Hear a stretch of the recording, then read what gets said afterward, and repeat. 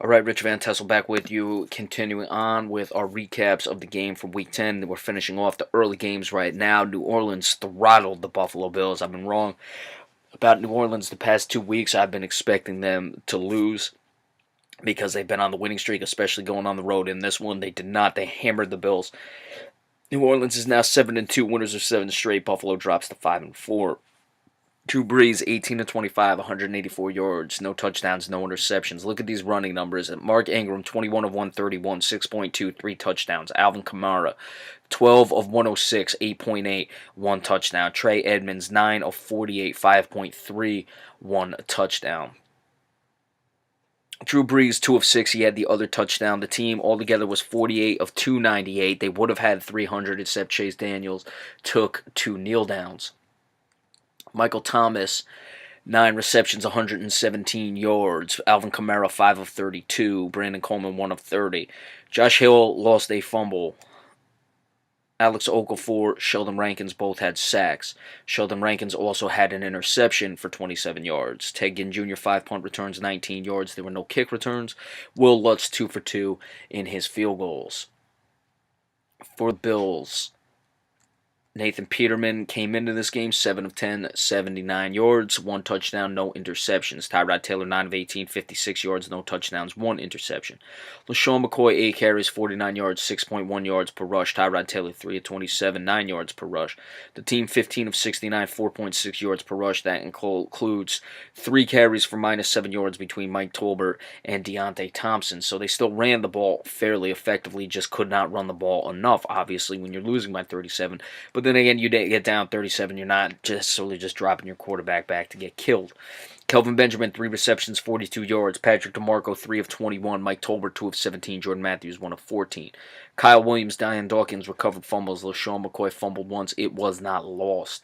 No sacks, no interceptions. Brandon Tate, 3 kick returns, 63 yards, 21 yards per return, longest of 29. However, bringing the numbers up, Stephen Hauschka 1 for 1 in his field goals.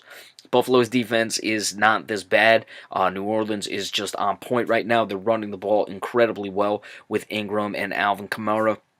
And Drew Brees, of course, while his numbers weren't anything to put on the highlight reels for today or anything like that, they were good enough, and they won by 37 points, and that defense is really starting to impress. The more they gel, this could be a very dangerous team moving forward. Green Bay moves to 5-4 with the 23-16 victory over the Chicago Bears. Chicago drops to 3-6. Brett Hundley efficient enough, 18 to 25, 212 yards, 1 touchdown. No interceptions. Jamal Williams, 20 carries, 67 yards, 3.3 yards per rush. Ty Montgomery, 6 of 54, 9 yards per rush, 1 touchdown. He had a 37-yarder that brought the numbers up just a bit. Receiving, Devontae Adams, 5 of 91, touchdown. Randall Cobb, 3 of 52. Jordan Nelson, 3 of 20. Ty Montgomery, 2 of 14. No fumbles. The team had 5 sacks. 1 by Mike Daniels, 3 by Nick Perry, 1 by Devon House. No interceptions. Trevor Davis, 2 kick returns, 51 yards, 25.5. Average is good. Longest of 34, however, inflates the numbers. Trevor Davis, 4 punt returns, 42 yards, 10.5. Longest of 15. While that does inflate the numbers, that's still pretty good returning the ball. That means the other 3 were 27 yards, 9 yards per return is pretty good. Mason Crosby, 3 for 4 in his field goals. For the Chicago Bears, Mitchell Trubisky, 21 of 35, 297 yards, 1 touchdown, no interceptions, so he showed improvements and showed he can handle a high workload. Jordan Howard, 15 carries, 56 yards, 3.6 yards per rush. Tariq Cohen, 1 of 1. The team was 17 of 55, 3.2 yards per rush. Dontrell Edmonds, 6 receptions, 88 yards. Josh Bellamy, 2 of 57. He had the touchdown. Kendall Wright, 5 of 46. Benny Cunningham lost a fumble. That was one on a touchdown. He was going for it. John Fox actually challenged to see if it was a touchdown, and he had reached for the pylon and lost it, and it was one of those ones ruled a touchback. 3 sacks. 1 was split between Sam Acho and Leonard Floyd. Cravon LeBlanc had the other, or one of the others, and Nick Kwiatkowski had the other one. No interceptions. Tariq Cohen, 4 kick returns, 95 yards, 23.8, longest of 34, however. Take that off, that's still 3 of 31, which isn't, or 3 of 61, which isn't terrible. Benny Cunningham, 2 of 33, 16.5. Tariq Cohen, an 8-yard punt return. Connor Barr, 3 for 3 in his field goals. Chicago, their offense still needs to just develop and continue to grow under Mitchell Trubisky. They gave him more. He was handling a lot more a lot more passes in this game than he has in the past, so that's a good sign. He wasn't overwhelmed by it. Brett Hundley, efficient enough. Green Bay able to run the ball. They lost Aaron Jones and Ty Montgomery in this game, though, so we'll see how they handle that moving forward because they're already pretty thin at running back. Aaron Jones had to come onto the scene, so that's something we need to monitor. Cincinnati lost to Tennessee. Tennessee now 6-3. Cincinnati drops to 3-6. Andy Dalton 20 of 35, 265 yards, 2 touchdowns, no interceptions. Joe Mixon top rusher 9 of 36, 4.1 per rush, 1 touchdown. Giovanni Bernard 2 of 10, 5 yards per rush. The team 14 of 53, 3.8 yards per rush. AJ Green 5 receptions, 115 yards, 1 touchdown. Brandon LaFell 6 of 95, the other touchdown. Giovanni Bernard 5 of 38. Andy Dalton fumbled twice. Killer there. 4 sacks. Carl Lawson, William Jackson III, Chris Smith, Geno Atkins. Darqueze Dennard had an interception. He also could not make a tackle to save the game. Alex Erickson, 1 kick return, 26 yards. Adam Jones, 2 punt returns, 34, 17 yards per return, longest of 23. That means the other one was 11 yards, which still isn't bad. Alex Erickson, 2 punt returns for 12 yards. Randy Bullock did not attempt any field goals. He was 2 for 3 in his extra points, however. And they lost by 4, would have had a chance for a field goal at the end of the game. Marcus Mariota, 25 of 44, 264 yards, 1 touchdown, 1 interception. Derrick Henry was the top rusher, 11 of 52, 4.7. Marcus Mariota, 6 of 51, 8.5. DeMarco Murray, 14 of 42, 3 yards per carry. He had the 2 touchdowns. George Jackson, the defensive player, getting some run, 3 of 30. The team altogether, 36 of 180. That's 5 yards per rush and the 2 touchdowns. Delaney Walker, of course, the top receiver, 6 of 53. Rashard Matthews, 5 of 50. Corey Davis, 4 of 48. DeMarco Murray, 4 of 30. He had the game-winning touchdown. Receiving, Derek Morgan recovered 2 fumbles. Corey Davis lost a fumble. The team had 1 sack. It was Brian Orakpo still getting the job done, the veteran. No interceptions. Adoree Jackson, 3 kick returns, 71 yards, longest of 32. Adoree Jackson, 3 of 7, and that's 23.7 in the kick return. Adoree Jackson, 3 punt returns, 17 yards. Ryan Succop 1 for 2 in his field goal. Cincinnati, they made some silly plays. Vontaze Burfict got ejected in this one. They had the fumbles by Andy Dalton. Those things killed them in this game.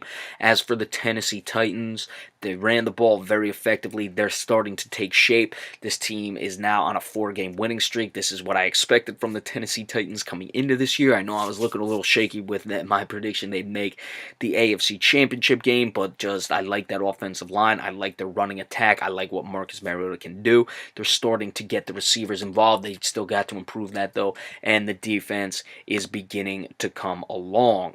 And the reason we took some time is because we were waiting for the Jacksonville Jaguars to get the 20-17 victory in overtime over the Los Angeles Chargers. Jacksonville is also 6-3. Los Angeles drops to 3-6. A lot to talk about with this game, and we'll unwrap it at the end. Just a lot of things I didn't like from the officiating from both teams. We'll get into that. Phillip Rivers, 21 of 37, 235 yards, 2 touchdowns, 1 interception. Austin Eckler, 10 carries, 42 yards, 4.2 yards per rush. Melvin Gordon, 16 of 27, 1.7. Travis Benjamin, 1 of 13. The team was 30 of 87 running the ball. That's 2.9 per carry. No touchdowns. Austin Eckler, 5 receptions, 77 yards, 2 touchdowns. Terrell Williams, 2 of 49. Keenan Allen, 4 of 48. Mike Williams, 2 of 24. Austin Eckler lost a fumble. Phillip Rivers fumbled and recovered a fumble. The team had 3 sacks. Kyle Emanuel, Joey Bosa has been very impressive now coming along, and Desmond King had the other. Trey Boston had 2 interceptions. Desmond King, 3 kick returns for 60 yards. That's 20 per return.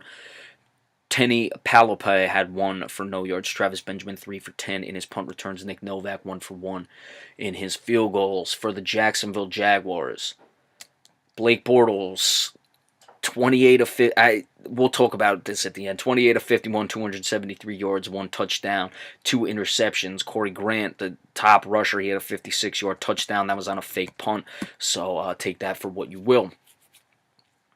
Blake Bortles, 5 of 34, 6 of 8. Leonard Fournette, 17 of 33, 1.9. TJ Yeldon, 3 of 11. 27 of 135, that's 5 yards per rush with the 1 touchdown. That 56-yard punt return counts as a rush, so that certainly inflates the numbers. I guess they'd be below 4 without, they'd be well below 4 without that 56-yard on the fake punt. Allen Hurns, 7 receptions, 70 yards. Keenan Cole, 3 of 61. Marquise Lee, 6 of 55, 1 touchdown.